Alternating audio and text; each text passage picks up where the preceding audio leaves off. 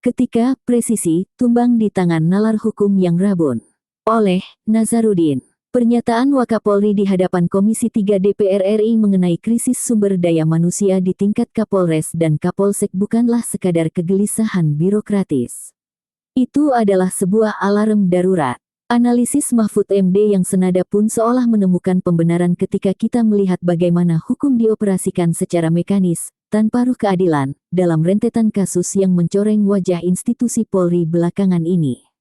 Paradoks gelar akademis dan jabatan versus kemampuan analisis hukum. Salah satu ironi paling mencolok muncul dari Polres Sleman.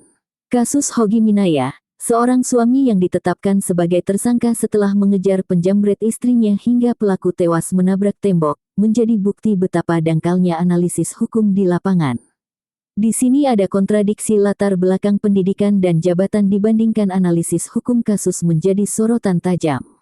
Kombes Pol Yuswanto Ardi, memimpin institusi Polres Sleman dengan kaku menjerat Hogi menggunakan pasal 310 Undang-Undang Lalu Lintas atas dasar kelalaian. Kapolres dan jajarannya gagal membedakan antara kelalaian murni dengan pembelaan terpaksa atau nutwir pasal 49 KUHP yang timbul karena situasi darurat kriminalitas. Pernyataan pejabat Polres Sleman bahwa ada upaya berlebihan dari korban menunjukkan ketidakmampuan membedah hak seseorang dan unsur psikologis serta sosiologis dari sebuah aksi bela diri. Publik pun bertanya-tanya, sejauh mana korelasi gelar akademik dan jabatan dengan kemampuan penanganan kasus di lapangan. Respon publik dan restoratif justice. Publik bereaksi keras terhadap keputusan awal Polres Sleman. Media sosial dipenuhi kritik tajam, meme satir, dan video sindiran yang mempertanyakan prioritas hukum dan moral aparat dalam memposisikan pelaku kejahatan sebagai korban hukum sementara yang membela diri sebagai tersangka.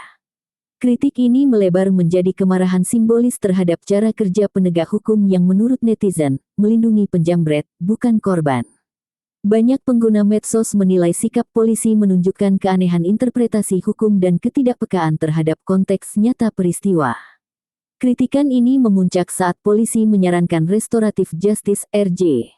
Alih-alih menjadi solusi kemanusiaan, RJ dalam kasus ini justru menjadi panggung pemerasan halus.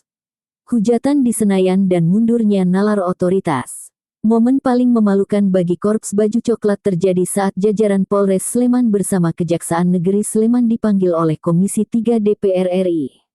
Di bawah tatapan tajam para purnawirawan Polri dan mantan jaksa senior di parlemen, kesaktian, argumen kelalaian itu runtuh. Anggota DPR menghujat dengan pertanyaan mendasar, jika Anda dijamret, apakah Anda akan diam saja? Mengapa bela diri justru diproses sebagai kecelakaan lalu lintas? Anggota Komisi 3 Safarudin secara tegas mengatakan bahwa tindakan Hogi bukanlah perbuatan pidana murni, karena dilakukan untuk menghentikan kejahatan penjambretan terhadap istrinya, tanpa senjata dan tanpa tujuan lain selain menghentikan aksi kriminal tersebut. Kata Safarudin, ini pembelaan diri, bukan tindak pidana. Kapolres Kombes Pol Edi Setianto tampil grogi saat ditanya detail isi KUHP dan justifikasi hukum pembelaan diri. Ia sempat salah menjawab ketika diminta menyebutkan isi pasal 34 KUHP baru, yang seharusnya menjadi rujukan utama. Sehingga dikatakan tidak memahami KUHP. Tidak ada argumen meyakinkan dari Kapolresta. Di hadapan kamera nasional, yang tersisa hanyalah permohonan maaf dan janji penghentian kasus melalui surat perintah penghentian penyidikan SP3. Vonis S. Spons, arogansi tanpa bukti. Belum usai luka di Sleman, arogansi aparat kembali melukai martabat rakyat kecil di Jakarta. Babin Kamtipmas Polres Metro Jakarta Pusat anggota Babinsa Kodim Jakarta melakukan tindakan represif terhadap Sudrajat, seorang penjual es keliling. Berbekal kecurigaan serampangan bahwa es yang dijual mengandung spons, mereka membentak, menghina, dan memaksa sang pedagang memakan dagangannya sendiri. Kata-kata kasar, makan ini. Biar kalau meninggal kamu saja, bukan anak-anak, bukan hanya pelecehan martabat, tapi cermin dari mentalitas aparat yang merasa menjadi hakim jalanan. Tindakan ini dilakukan tanpa cek dan recheck. Ironisnya, setelah dilakukan pengujian oleh Puslap 4 Polri, hasilnya menyatakan bahwa es gabus tersebut aman dikonsumsi dan tidak mengandung bahan berbahaya. Hasil lab ini menjadi tamparan keras. Aparat telah menghancurkan mata pencaharian dan martabat seseorang hanya berdasarkan asumsi visual yang dangkal. Ini adalah tipikalitas personel yang lebih mengedepankan kuasa daripada akal sehat ketika berhadapan dengan rakyat yang tidak memiliki akses untuk melawan. Penegasan, kekuasaan versus nalar hukum. Rangkaian peristiwa ini menegaskan bahwa masalah utama Polri hari ini adalah integritas nalar dan empati SDM-nya. Kedua kasus ini juga menggarisbawahi satu fenomena pelik, ketidakseimbangan antara pendekatan kuasa dan pemahaman hukum berbasis prosedur di tubuh aparat penegak hukum.